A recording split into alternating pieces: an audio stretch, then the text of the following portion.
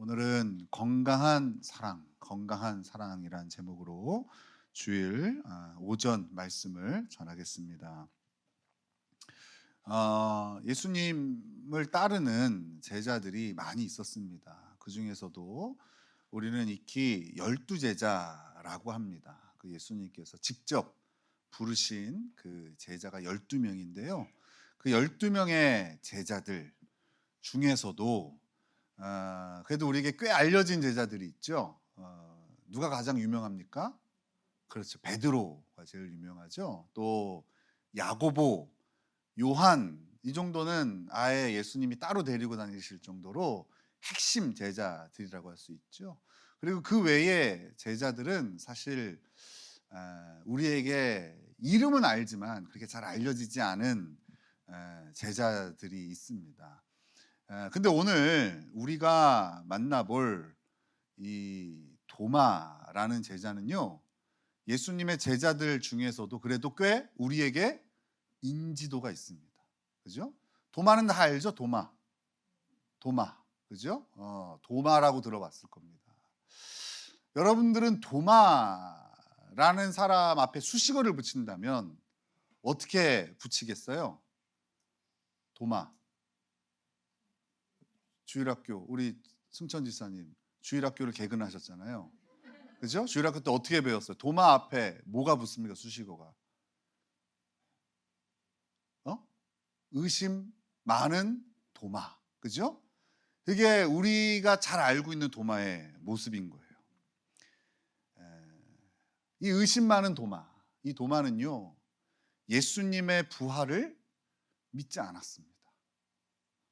도마는 부활하신 예수님 소식을 듣고 다른 제자들로부터 야, 예수님 부활하셨어 라는 소식을 듣고선도 뭐라고 그럽니까? 자신의 손으로 만져봐야 믿겠다. 내 눈으로 보고 내 손으로 만져보지 않고서는 내가 믿지 않겠다 했던 사람이 이 예수님의 제자 도마입니다. 예수님의 모든 제자들이 사실은 다 연약하고 또 믿음이 작은 자들이었지만 그 가운데서도 이 도마의 연약함은 도드라져 보입니다. 예수님은 공생의 기간 동안에 이미 제자들한테 여러 번 당신이 부활하실 것을 말씀하셨어요. 이게 내가 고난당하고 또 죽임당하고 하지만 그것이 끝이 아니라 내가 3일 만에 부활할 거다라는 것을 예수님이 여러 번 제자들한테 들으나 안 들으나 말씀하셨다고요. 그리고 요한복음 11장에 보면 예수님께서 죽은 나사로를 살리십니다. 이 사건은 무엇을 예고하는 거예요? 예수님이 죽은 자 가운데서 다시 살아나는 부활 사건을 보여준 사건이에요. 죽은 나사로를 살리는 장면을 통해서 제자들한테 말씀하신 거죠. 내가 이와 같이 죽은 자 가운데서 다시 살아날 거다 라고 증표도 보여준 거예요. 그리고 부활하신 후에는 제자들의 입술을 통하여 도마에게 이 사실을 알리신 거예요. 여러분, 더 이상 예수님의 부활의 증거가 더 필요할까요?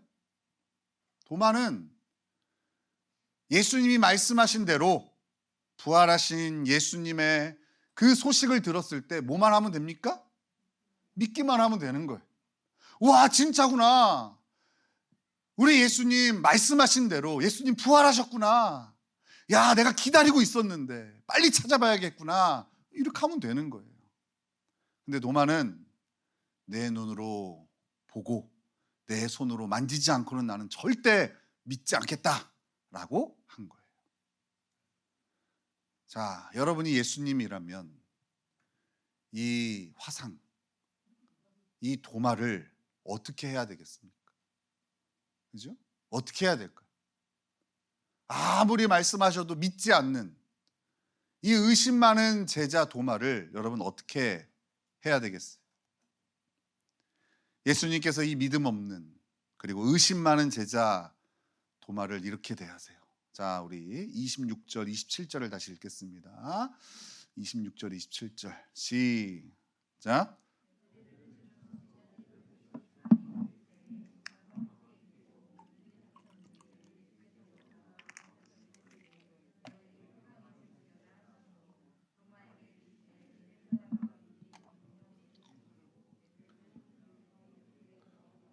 그리하여 믿음 없는 자가 되지 말고 믿는 자가 되라.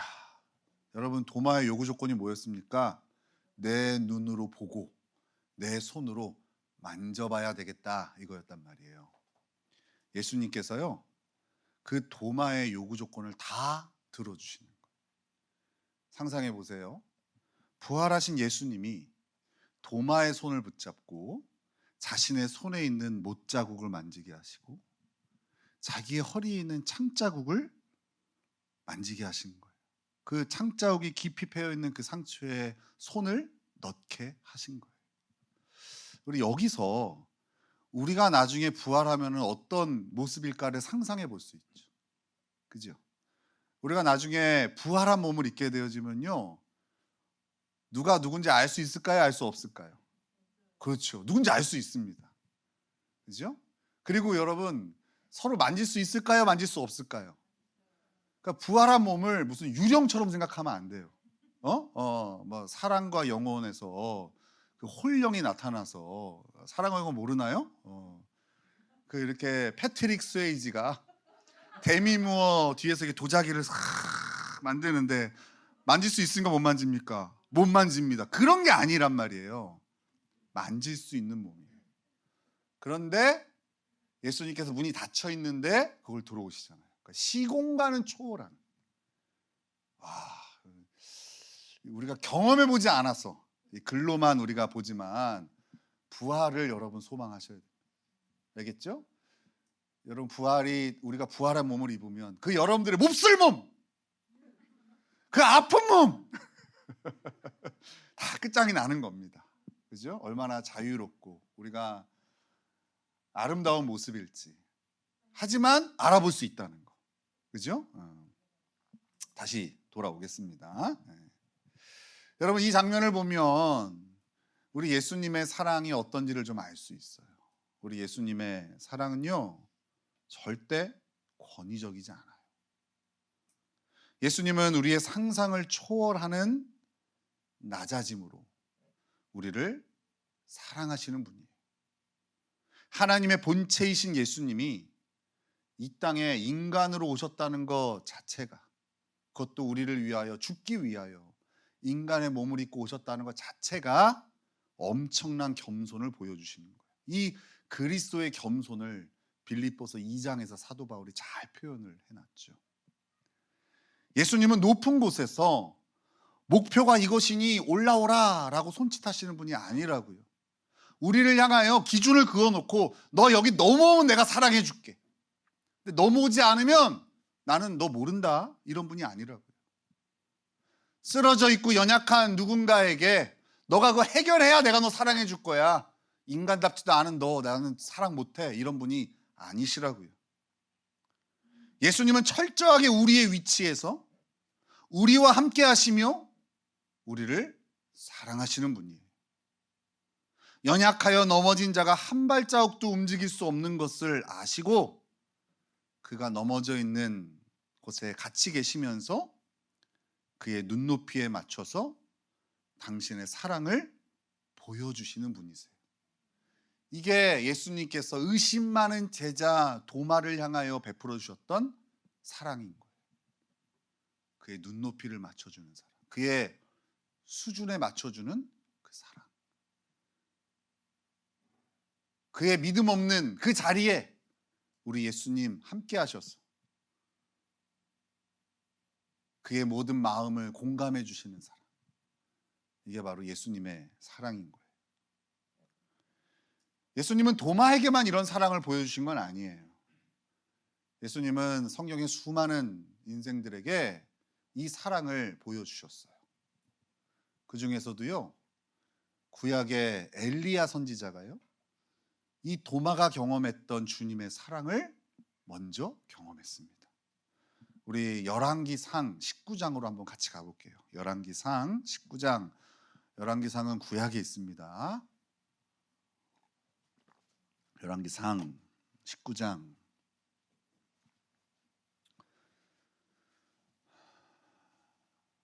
열왕기상 19장 4절을 우리 같이 읽겠습니다. 열왕기상 19장 4절 찾으신 분들 같이 아직 못 찾으신 분들은 너무 낙심하지 마시고 집에 가서 찾아보시면 됩니다. 자, 열왕기상 19장 4절 같이 읽겠습니다. 시작. 자기 자신은 광야로 들어가 하룻길쯤 가서 한 로덴 나무 아래에 앉아서 자기가 죽기를 원하여 이르되 여호와여 넉넉하오니 지금 내 생명을 거두시옵소서. 나는 내 조상들보다 낫지 못하니이다 하고, 여기 이제 로뎀 나무 딱 나오니까 이스라엘 갔다 오신 분들은 좀 실감이 나죠. 얼마나 낮고 보잘것없는 그 나무에 지금 엎드려서 하나님께 간구하고 있는 거예요. 어떤 기도를 하고 있어요? 엘리야가 죽여달라는 거예요. 더 이상 이 세상에 살 소망이 없다는 거예요. 얼마나 낙심했으면 엘리야가 이런 기도를 하겠어요. 그가 바알 선지자와의 850대 1의 큰 싸움에서 승리를 거두고 막 기분이 막 하늘 높은지 모르고 올라가던 그때에 그 아합 왕의 아내, 당시 이스라엘 왕의 아합 왕의 아내였던 이세벨의 한마디에 저 엘리야 선지자 내가 죽여버리겠어, 이 협박 한마디에 그의 마음에 낙심이 찾아오고 바로 그 낙심된 마음을 가지고 하나님 앞에 죽기를 구하며 기도하고 있는 거예요. 이런 현실의 두려움으로 인한 낙심으로 무너져 있는 엘리야 선지자를 우리 하나님께서 어떻게 대하실까요? 우리 이어서 5절부터 8절까지 같이 읽겠습니다. 열왕기상 19장 5절부터 8절까지 같이 읽습니다. 시작. 로뎀 나무 아래에 누워 자더니 천사가 그를 어루만지며 그에게 이르되 일어나서 먹으라 하는지라. 본즉 머리맡에 숯불에 구운 떡과 한 병 물이 있더라. 이에 먹고 마시고 다시 누웠더니 여호와의 천사가 또 다시 와서 어루만지며 이르되 일어나 먹으라. 내가 갈 길을 다 가지 못할까 하노라 하는지라. 이에 일어나 먹고 마시고 그 음식물의 힘을 의지하여 40주 40야를 가서 하나님의 산 호렙에 이르니라. 우리 하나님께서 그 낙심에 쓰러져 있는 엘리야를 이렇게 하시죠. 어루만지시죠. 어루만지며 또 일어나 먹으라 하십니다. 이걸로 끝나지 않아요. 그래도 못 일어나는 엘리야를 또 다시 와서 어루만지며 일어나 먹으라 하시는 거죠. 무너져 있는 엘리야의 눈높이를 하나님이 맞춰주시는 거죠. 너 일어나. 너 안 일어나면 내가 너 버릴 거다. 선지자가 그게 뭐 하는 거니? 이렇게 하지 않으시고 그 엘리야의 그 눈높이를 우리 하나님 맞춰주신다고요. 하나님의 사랑이 바로 이런 겁니다. 혹시 지금 여러분은 도마와 엘리야와 같은 처지에 있지는 않으십니까? 오랜 시간 주님과 함께 했지만 여전히 연약하고 쓰러져 있는 자신의 모습에 실망하고 있지는 않으십니까? 근데 놀라운 사실은 우리 예수님은 그런 여러분의 여전히 연약한 모습에도 불구하고 여전히 떠나지 않고 계신다는 사실이에요. 세상은 우리의 연약함이 보이면 바로 버리거나 인생에 나고자 처리해버리지만 우리 예수님은 세상의 상식을 뛰어넘으시는 그 사랑을 하시는 분임을 잊으면 안 돼요. 우리 예수님께서 요한복음 13장 1절에 이렇게 말씀하셨어요. 자기 사람들을 사랑하시되, 세상에 있는 자기 사람들을 사랑하시되 어떻게 사랑하신다고요? 끝까지 사랑하신다고 그랬어요. 끝까지. 이게 바로 우리 주님의 사랑인 거예요. 우리 하나님의 사랑, 우리 예수님의 사랑인 거예요. 그래서 제가 즐겨 듣는 찬양 중에 Will Love라는 찬양팀이 공감하시네라는 찬양이 있어요. 그 찬양이 이 하나님의 사랑을 잘 표현해놨어요. 우리의 쓰러져 있는 그 자리, 우리의 모든 아픔, 우리의 모든 낙심을 우리 하나님 이해하시고 공감하신다는 거예요. 이거는 여러분 세상에서 줄 수 없는 사랑이죠. 우리 주님만이 주시는 사랑인 거예요. 어떻습니까, 여러분? 좀 위로가 됩니까? 우리의 연약함과 넘어짐에도 불구하고 우리를 여전히 사랑하시고 포기하지 않으시는 이 주님의 사랑이 힘이 됩니까? 이대로 끝나면 참 좋겠는데요. 근데 오늘 이야기는 이것으로 끝나지 않습니다. 이 감동적인 우리를 향한 무한한 하나님의 사랑 이야기. 여기서 결론 지으면 참 좋겠는데 하나가 더 있어요. 의심 많고 믿음 없는 그 도마를 향하여 여전한 사랑을 보여주신 그 부활하신 예수님을 향해서 도마가 이렇게 고백을 합니다. 다시 우리 요한복음 20장으로 넘어와서요. 20장 28절을 같이 읽겠습니다. 요한복음 20장 28절 같이 읽겠습니다. 시작. 도마가 대답하여 이르되 나의 주님이시오 나의 하나님이시니이다. 도마는 예수님을 만져본 후에, 그 부활하신 예수님을 눈으로 보고 손으로 만져본 후에야 이렇게 고백하는 거예요. 예수님의 부활을 그제서야 믿게 된 거예요. 그리고 예수님이 나의 주님이시고 나의 하나님이시라는 신앙 고백을 합니다. 이제야 믿겠다는 거예요. 지금까지는 긴가민가 했던 거예요. 두고 보자는 거였죠. 야, 딸아는 다니는데 당신이 메시아인지는 내가 두고 좀 봐야겠어. 당신이 하나님의 아들인지 두고 봐야겠어 라고 했는데 부활하신 예수님을 눈으로 보고 손으로 만진 다음에 확실해졌어요. 그래서 이렇게 고백하는 거예요. 당신이 나의 주님이시고 당신이 나의 하나님이십니다. 여러분, 이 신앙 고백 누가 만든 겁니까? 도마가 잘 따져봐서 한 신앙 고백입니까? 이리 재고 저리 재고 해서 합리적인 생각을 하게 된 겁니까? 대답을 해보세요. 누구 작품이에요? 그렇죠. 예수님 작품이죠. 예수님이 다 만드신 거 아니겠어요? 다 만드셔서 도마가 이런 고백을 하게끔 우리 예수님께서 만드신 거예요. 근데 예수님은요, 이 도마의 신앙 고백, 결론을 내린 거잖아요. 야, 내가 이렇게 만들었어. 이 스토리로 끝나지 않고 도마에게 이렇게 말씀을 하세요. 자, 우리 29절을 읽겠습니다. 29절 같이 읽습니다. 시작. 예수께서 이르시되 너는 나를 본고로 믿느냐? 보지 못하고 믿는 자들은 복되도다 하시니라. 그러니까 지금까지 그 도마, 연약한 도마를 다 이해하시고 공감하시고 그의 눈높이를 맞춰주신 예수님께서요, 이 도마가 드디어 그 예수님을 향한 진정한 신앙 고백을 하자 이렇게 말씀하시는 거예요. 이제 그 연약한 믿음에 머물지 말고 성장한 믿음을 가지라는 거죠. 지금까지의 우리 예수님이 보였던 스탠스와 좀 다르죠. 지금까지는 다 이해해 줄 것 같은 그런 자비의 하나님이셨는데 갑자기 정곡을 찌르는 거죠. 내가 너의 연약한 믿음 이해는 하지만 그걸 지지하지는 않아. 너의 부족함 내가 불쌍히는 여기지만 그렇다고 그것을 응원하는 건 아니야.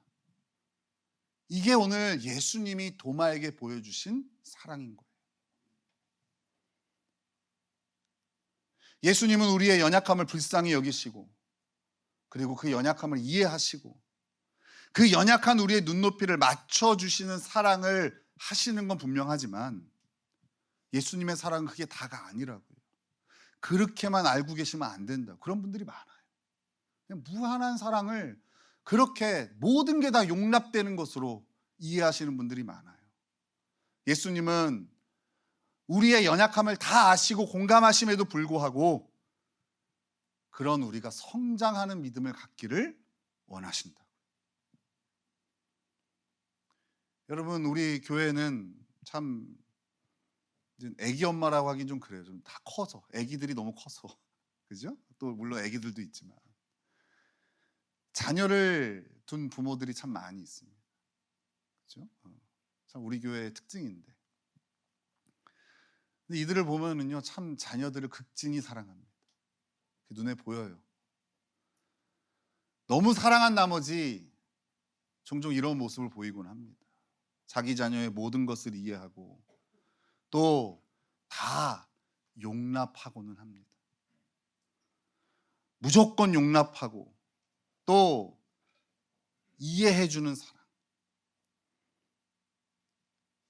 여러분, 그 사랑을 주는 부모가 어떤 마음으로 자녀에게 그런 사랑을 주겠어요? 잘 자라기를 바라는 마음이겠죠. 그런데 그런 부모의 바람과는 달리 이렇게 왜곡된 사랑, 그냥 다 이해해주고 다 받아주고 다 공감해주는 사랑을 받고 자란 아이들은요, 응석바지로 자랄 가능성이 커요. 어떤 어려움이 닥쳐도 혼자 이겨낼 힘이 없는 거예요. 그리고 무엇보다도 자기가 누구한테 맞춰본 적이 없기 때문에, 부모가 자기한테 다 맞춰줬기 때문에 누구와도 함께할 수 없는 개인주의적인 모습으로 삐뚤어지게 성장하게 됩니다. 근데 여러분, 우리 하늘 아버지는요, 이 땅의 수많은 아버지 어머니들과는 달라요. 우리 하나님은 그런 왜곡된 사랑을 우리에게 주시는 분이 아니세요. 사도 요한은 요한일서 4장 16절에 하나님을 이렇게 소개해요. 하나님은 사랑이시라. 하나님이 뭐라고요? 사랑이시래. 하나님이 곧 사랑이래요. 제가 옛날에 신학교 다닐 때 그 수요일 날 그 강남에 있는 사랑의 교회, 지금 짓기 전 그 건물 있는 그곳에 가서 예배를 즐겨 드렸었어요. 거기 분위기가 너무 좋았거든요. 빨간 벽돌로 이렇게 돼 있는 교회. 예배당은 지하로 내려가야 되는데요. 그 앞에 왼쪽에 이렇게 크게 하나님은 사랑이시라 이렇게 현수막으로 붙어 있는 게 아니라 아예 벽돌로, 벽돌인지 그렇게 딱 박아놨어요. 그게 아주 거기 시그니처 막. 근데 그게 생각나요. 시간이 갈수록 하나님이 곧 사랑이시구나. 하나님은요, 완벽한 사랑 그 자체이신 분이에요. 거기엔 왜곡이 하나도 없어요. 거기엔 변질이 하나도 없어요. 그냥 하나님이 완벽한 사랑이세요. 그래서 하나님의 사랑은 분명 우리의 연약함을 이해하고 긍휼히 여겨주시기는 하시지만, 그럼에도 불구하고 우리가 그 연약함에 머물지 않고 잘 자라게 하시는 거예요. 거기 있어, 다 해줄게, 이게 아니라 힘들구나, 어렵구나, 그래도 일어나야지, 그래도 싸워야지, 그래도 힘내야지, 이게 하나님의 사랑이라. 저는 담임 목사로서 우리 성도들이 너무 사랑스러워요. 젊은 목사가 이렇게 말하는 게 좀 버릇없어 보이겠지만요, 우리 집사님 죄송합니다. 제가 감히 그런 말씀을 드려서 죄송한데요, 사실이에요. 진짜예요. 하나님이요, 저를 목사로 세우시고 성도들을 사랑하는 마음을 주셨어요. 그렇게 안 믿겨지면 여러분이 한번 목사가 되보면 되죠. 다 하던 거 중단하고 신학교를 가세요. 그래서 코스를 밟아서 목사 안수 받고 어디 개척하세요. 여기는 내줄 수가 없으니까 개척하셔서 한번 목회를 해보세요. 그럼 그 마음을 알아요. 오늘 목사님이 개척을 하고 사모님하고 예배를 둘이서만 드리는데요, 이렇게 한 사람이 와서 예배를 드리더래요. 얼마나 귀하든지 정말 다 내주고 싶더래요. 생판 모르는 사람들이 와서 예배만 드리는데도. 그렇게 한 2사람, 3사람이 와서 예배 드리다가 코로나 되니까 다 나갔대요. 또 다시 사모님하고 자기만 이렇게 예배를 드리. 근데 코로나가 끝나고 또 새로운 사람이 한 사람 들어왔는데, 진짜 주님 보듯 이렇게 주님이 오시는 것 같은 모습이었다는 거예요. 여러분, 이거는 진짜예요. 이거는 사실은 목회를 하는 자에게 이걸 감당해야 되니까 하나님의 사랑을 저는 목회자한테 주시는 것 같아요. 이 사역을 감당할 수 있도록. 그래서 저는 우리 성도님들이 너무나 사랑스러워요. 지난주 아무것도 아닌 문제라는 어마어마한 설교를 듣고도 기도하지 않는 우리 성도들을 나는 다 이해합니다. 얼마나 피곤하고 힘들면 그럴까 생각합니다. 그렇죠? 지난 한 주 동안 저를 만나시는 분들이 다 그 얘기하더라고요. 목사님, 제가요 결심하고 좀 새벽에 일어나 기도하려고 하는데요, 알람 탓을 하더라고요. 알람이 그렇게 맞춰놓고 자는데 안 들린대요. 진짜 너무 희한한 거예요. 왜냐하면 제가 인생에 알람을 맞춰놓고 못 들은 적이 손에 꽂거든요. 그럴 날도 있죠. 근데 어떻게 매일 그럴까? 듣고선 끌 수는 있는데 안 들렸다는 거예요. 그래서 제가 이렇게 생각했어요. 아, 핸드폰을 갤럭시를 쓰지 마세요. 그러니까 그분들의 공통점이 다 갤럭시를 쓰시더라고. 미안한데 뭐 삼성이 뭐 듣지는 않을 테니까 갤럭시는 알람이 안 좋은가 봐. 뭐 번역도 되고 다 좋은데 알람이 안 좋은가 봐. 못 들어 우리 성도들이. 아이폰으로 바꾸세요. 아이폰은 그럴 일이 없어요. 어쨌든 다 이해합니다. 왜요? 사랑하니까. 아유, 얼마나 피곤하고 힘들면 저럴까 싶어요. 여전히 자신의 문제는 보지 못하고 다른 이의 문제에 집착하는 우리 성도들을 저는 다 이해합니다. 자기 안에 있는 들보는 보지 못하고 다른 사람의 그냥 티끌과 같은 흉을 잡아가지고 손가락질하고 자비를 베풀지 못하고 이런 것들 다 이해한다고요. 왜요? 죄인이니까 그러겠죠. 이해해요. 사랑한다니까요. 신앙생활이 수년째 지속되고 있지만 여전히 자기만 생각하지. 누구를 이렇게 찝으면 또 시험 드니까 자기만 생각하지. 다른 영혼들에 대한 관심은 1도 없는 우리 성도들을 나는 다 이해합니다. 자신의 삶의 문제가 얼마나 크고 벅차면 그럴까. 여러분, 매기는 게 아니에요.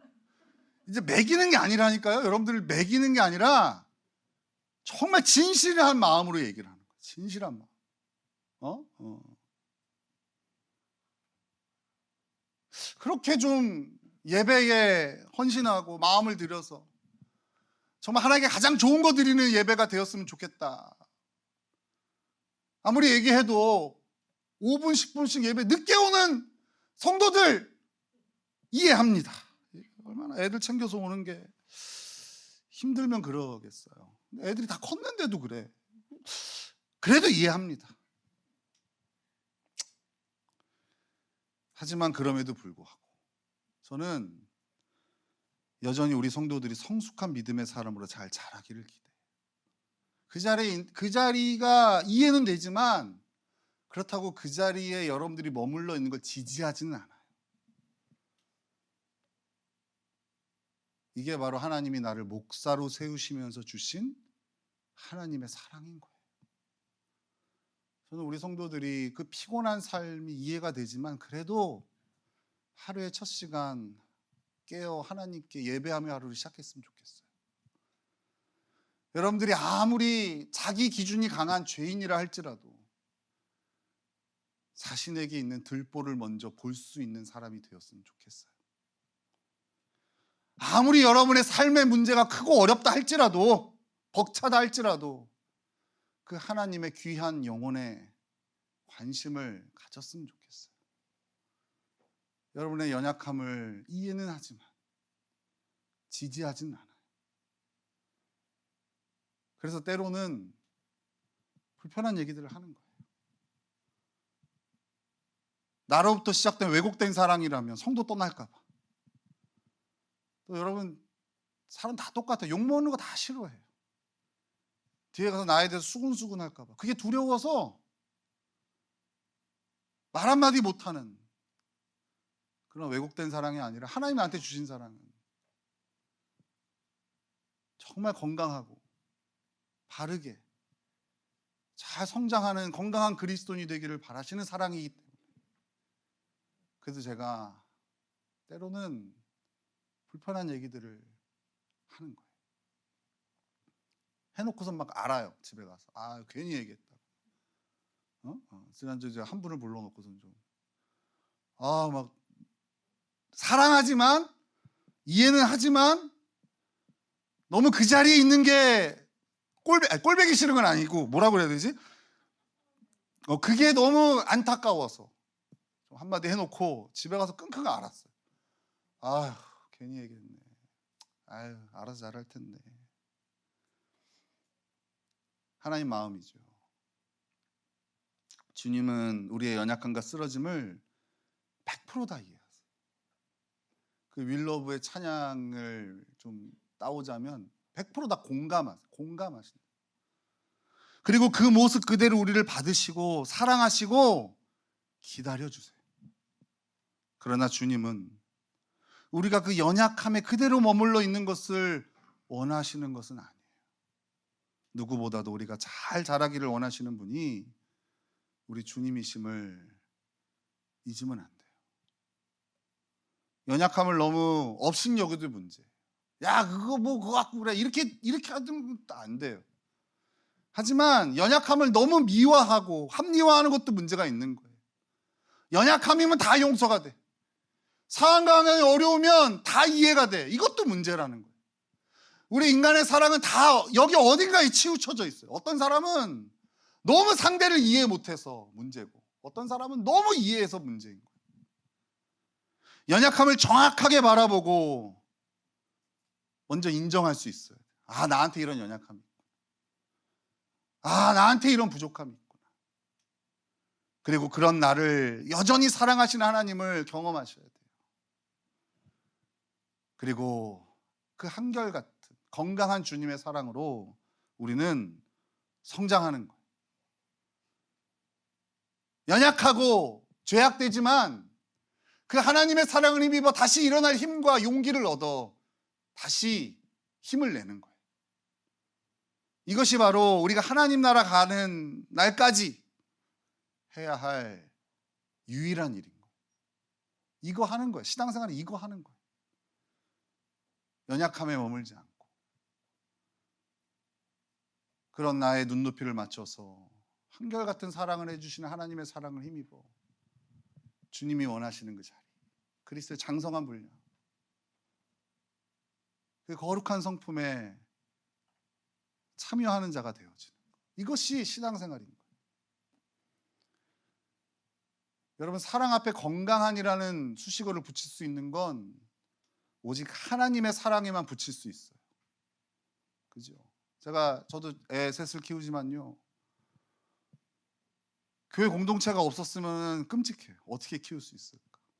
우리 부목사님이 우리 첫째 성경 공부를 이렇게 담당해주고 있고, 또 주일학교에서 우리 아이들에게 말씀을 가르쳐주고 하고 있어요. 근데 만약에 이 아이들의 모든 양육을 저 혼자 맡아서 한다고 한다면 끔찍해요. 얼마나 왜곡된 사랑으로 이 아이들을 이상한 사람 만들까. 근데 그 끔찍함은 여러분 볼 때도 아찔아찔해요. 아, 저렇게 다 해주면, 아, 저렇게 왜곡된 사랑을 주면 나중에 어떻게 하려고, 이런 마음들이 들어요. 여러분, 우리의 사랑은 건강하지 않아요. 사랑이 많은 건 오케이예요. 사랑 많죠. 자녀 얼마나 사랑이 많습니까? 근데 많다고 건강한 건 아니에요. 우리는 죄인이기 때문에 다 왜곡돼 있어요. 어딘가 곰팡이가 나 있고 어딘가 염증이 나 있어요. 그런 거 주는 거예요, 자식한테. 하나님의 사랑만이 건강해요. 그 사랑을 힘입어 우리도 자라야 되고, 그리고 그 사랑으로 우리도 다른 일을 대해야 되는 거예요. 이 건강한 사랑을 힘입어 우리는 건강한 그리스도인이 돼야 됩니다. 여러분, 돼야 됩니다. 우리 옆에 사람한테 그렇게 권면해 주시죠. 건강한 그리스도인이 되십시오. 다시 건강한 그리스도인이 되십시오. 아, 전달이 안 되네. 제발 건강한 그리스도인이 되십시오. 네. 그 건강한 그리스도인은 그 주님의 건강한 사랑을 힘입어야 가능하다는 사실을 잊지 말고 날마다 그 십자가에서 보여주신 그 부활하신 예수님의 건강한 사랑을 힘입는 저와 여러분 되시기를 예수님의 이름으로 축원합니다. 아멘.